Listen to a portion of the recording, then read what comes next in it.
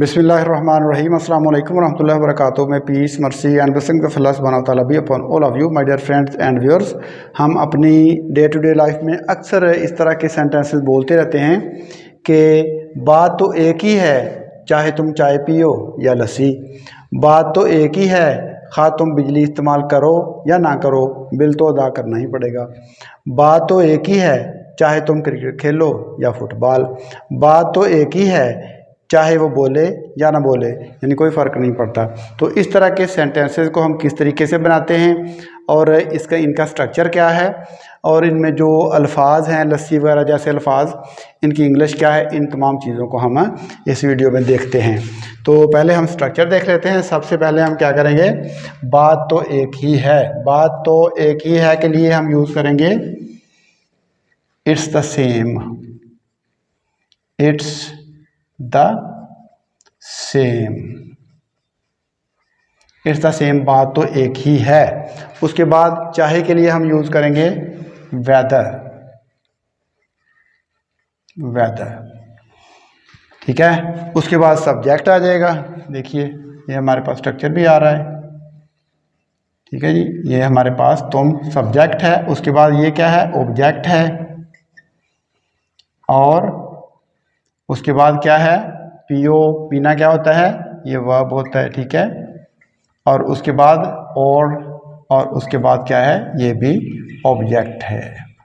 तो ये ही हमारे पास ये स्ट्रक्चर है, ठीक है जी। अब हमने जो ये स्ट्रक्चर लिखा है इसको तरतीब दे देते हैं, ठीक है। तरतीब देने के बाद ये स्ट्रक्चर हमारे पास मुकम्मल तौर पे दुरुस्त बन जाएगा। तो सबसे पहले क्या लिखेंगे, it's the same.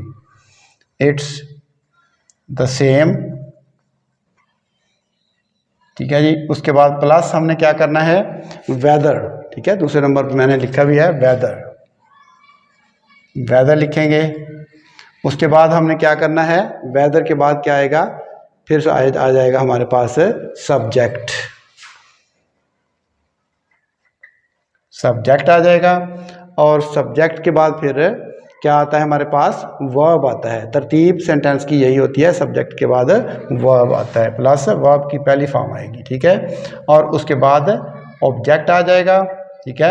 Object number 1 आ जाएगा और उसके बाद और फिर उसके बाद ऑब्जेक्ट नंबर 2, क्योंकि दो चीज़ों का हम यहाँ पे जिक्र करते हैं, एक चीज़ और फिर दूसरी चीज़, दोनों का जिक्र करते हैं। तो ये हमारे पास तरतीब होगी, इट्स द सेम, उसके बाद वेदर, उसके बाद सब्जेक्ट आ जाएगा, कोई भी हो सकता है, यू, ही, शी, कोई भी हो सकता है, ठीक है। उसके बाद वर्ब की पहली फॉर्म आ जाएगी, उसके बाद एक ऑब्जेक्ट आ जाएगा, उसके बाद और उसके बाद है दूसरा ऑब्जेक्ट। तो ये हमारे पास ये फार्मूला बन गया, हमारे पास स्ट्रक्चर बन गया।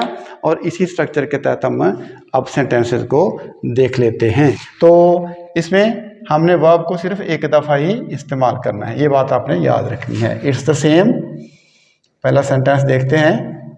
It's the same whether you, subject आ गया, टेक वर्ब आ गया, टी और वेदर यू टेक टी, और लस्सी के लिए वे लस्सी के लिए यूज़ होता है। या अगर ये वर्ड आपके जहन में नहीं आ रहा तो आप सिंपली योगर्ट ड्रिंक भी यूज़ कर सकते हैं। योगर्ट आपको पता है कि दही होता है और उससे जो बनाया जाता है ड्रिंक, वो योगर्ट ड्रिंक भी लस्सी को ही कहते हैं। आप योगर्ट ड्रिंक भी यूज़ कर सकते हैं। बात तो एक ही है, चाहे तुम चाय पियो या लस्सी।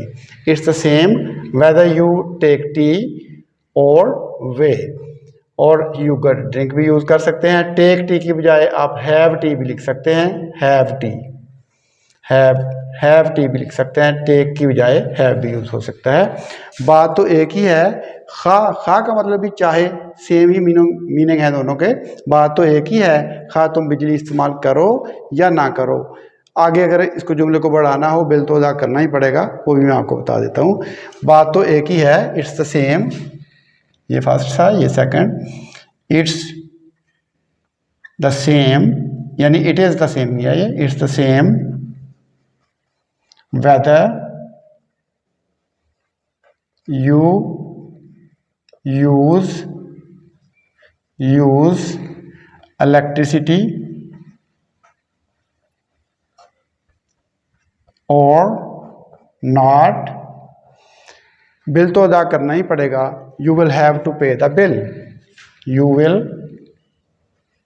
Have to pay the bill, ये भी हम साथ ऐड कर सकते हैं सेंटेंस के साथ। बात तो एक ही है, चाहे तुम क्रिकेट खेलो या football, it's the same, it's the same whether you play football or cricket। बात तो एक ही है, चाहे तुम फुटबॉल क्रिकेट खेलो या फुटबॉल, ये आगे पीछे हो गए हैं, पहले हम फुटबॉल था, ये football, whether you play football और क्रिकेट, हाँ सॉरी ठीक ही लिखा है, पहले तुम क्रिकेट, सॉरी पहले क्रिकेट आना चाहिए था फिर football, whether you play cricket और football, whether you play cricket और फुटबॉल, ये सेंटेंस हमारा बन गया। बात तो एक ही है, चाहे वो बोले या ना बोले, चाहे वो तुमसे बोले या ना बोले, बात तो एक ही है, चाहे वो बोले या ना बोले, तो इट्स द सेम,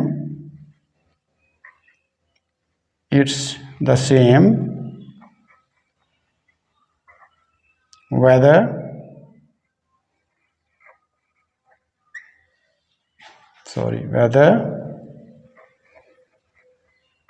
he, चाहे वो बोले या ना बोले, whether he speaks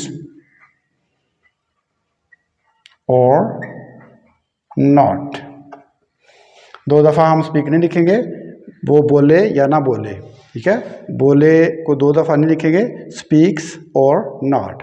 तो इस तरीके से हम जो बात तो एक ही है, चाहे तुम ये करो या वो करो, इस तरह के सेंटेंस जो है उनको हम इस फॉर्मेट के तहत बना सकते हैं। तो सिंपल सा तरीका है, आपके लिए एक सेंटेंस है, बात तो एक ही है, खा तुम गाँव जाओ या ना जाओ, बात तो एक ही है, खा तुम गाँव जाओ या ना जाओ, ये सेंटेंस आपने बनाकर कमेंट बॉक्स में लिखना है। फिल वक्त हम आपसे इजाज़त चाहते हैं, अल्लाह हाफिज़, अस्सलामु अलैकुम वरहमतुल्लाहि वबरकातुहू।